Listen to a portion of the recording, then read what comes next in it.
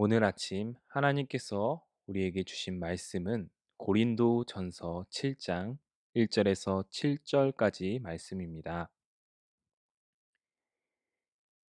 너희가 쓴 문제에 대하여 말하면 남자가 여자를 가까이 아니함이 좋으나 음행을 피하기 위하여 남자마다 자기 아내를 두고 여자마다 자기 남편을 두라.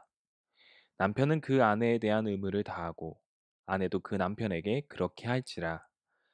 아내는 자기 몸을 주장하지 못하고 오직 그 남편이 하며 남편도 그와 같이 자기 몸을 주장하지 못하고 오직 그 아내가 하나니 서로 분방하지 말라. 다만 기도할 틈을 얻기 위하여 합의상 얼마 동안은 하되 다시 합하라. 이는 너희가 절제 못함으로 말미암아 사탄이 너희를 시험하지 못하게 하려 함이라. 그러나 내가 이 말을 함은 허락이요 명령은 아니니라. 나는 모든 사람이 나와 같기를 원하노라. 그러나 각각 하나님께 받은 자기의 은사가 있으니 이 사람은 이러하고 저 사람은 저러하니라. 아멘. 오늘 주신 하나님의 말씀으로 거룩한 관계라는 제목을 가지고 함께 새벽 묵상을 나누도록 하겠습니다. 오늘 우리는 고린도전서 7장 말씀을 읽었습니다. 1절에서 6장까지 바울은 고린도 교회에 일어났던 문제들에 대하여 또한 그 문제들이 어떻게 해결되어야 하고 어떠한 마음을 가지고 그 문제를 해결해야 하는지 성경적으로 신앙적으로 바울은 설명하고 있습니다. 이제 7장부터 바울은 고린도 교회가 바울에게 편지한 질문한 내용들에 대하여 답변하는 내용으로 이제 이어집니다. 바울은 자신이 세우고 사역했던 초대 교회들과 편지를 주고받으며 그들이 가지고 있는 신앙적인 질문들을 답하고 묻고 답하는 편지를 많이 보냈던 것으로 보입니다. 학자들은 이 고린도전서 전에도 소위 말해 고린도 전전서라는 편지로 고린도 교회와 이러한 신앙적인 질문들을 묻고 답했다고 주장하고 있습니다. 1절 이렇게 기록되어 있습니다. 너희가 쓴 문제에 대하여 말하면 남자가 여자를 가까이 아니함이 좋으나 1절은 남자가 여자를 가까이 하지 않는 것이 좋다고 말하고 있습니다. 지금 이것은 바울의 의견이 아닙니다. 고린도 교회 안에 있던 주장입니다. 과거 많은 사람들이 이것을 바울의 의견으로 오해하여 바울을 독신주의자, 금욕주의자라고 주장하기도 했습니다. 그러나 바울의 입장은 1절이 아니라 2절에서 5절까지 말씀입니다.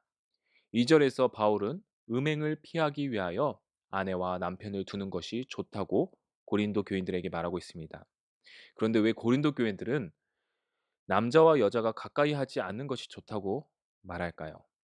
그들은 이원론적인 사상을 가지고 남녀가 육체적 관계를 맺는 것이 좋지 않다고 생각하고 있었습니다. 물론 결혼하지 않는 남녀가 부적절한 관계에서 적절하지 않는 육체적 관계를 맺는 것은 바울이 6장에서 말한 음행일 것입니다. 그러나 하나님께서 허락하신 건강한 가정 안에서의 육체적 관계는 음행을 피할 수 있는 효과적인 방법이라고 하는 것이죠. 물론 결혼을 한다고 해서 음행을 무조건적으로 피한다는 것은 아닙니다. 2절에 아내를 두다, 남편을 두다.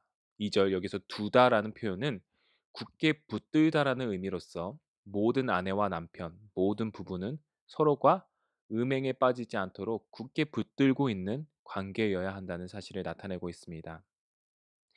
4절 한번 보겠습니다. 아내는 자기 몸을 주장하지 못하고 오직 그 남편이 하며 남편도 그와 같이 자기 몸을 주장하지 못하고 오직 그 아내가 하나니 여기서 주장하다라는 말은요.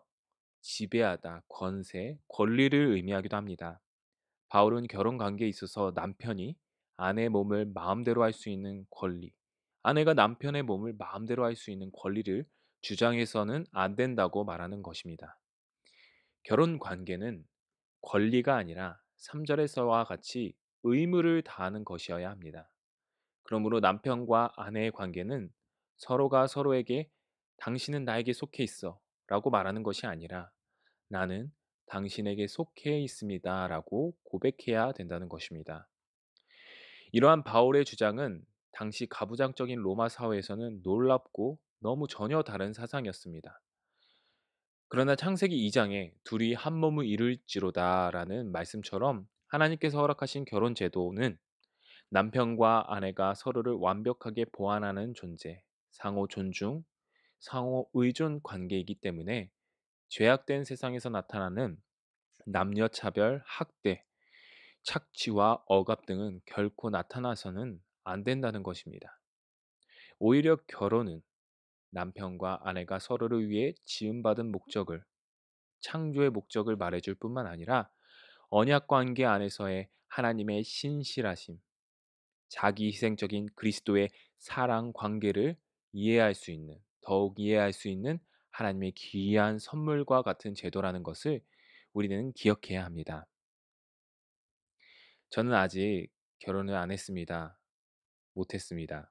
그래서 지금 이 본문을 설교하는데 부담스러운 마음이 있지만 하나님께서 만들어 주신 이 결혼 제도는 참으로 신비하다고 느껴지는 것 같습니다. 바람 불어도 좋아라는 신앙서적이 있습니다. 저자 김병년 목사님은 셋째 자녀를 출산하고 뇌경색이 와서 온몸이 마비가 된 아내를 집에서 계속 간호하게 됩니다. 저는 그 책의 내용에서 가장 인상 깊었던 부분이 있습니다. 아내가 전신마비가 왔음에도 불구하고 목사님은 아내에게 성적인 의무를 다하고 계신다고 고백하는 부분이었습니다.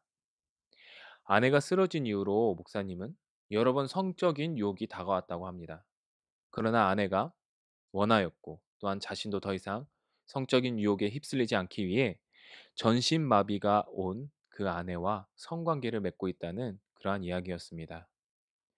저는 비록 결혼을 하진 않았지만 이 이야기를 통해서 하나님께서 사람에게 주신 결혼 제도란 정말 놀랍고 신비로운 능력을 가지고 있다고 느끼게 되었습니다.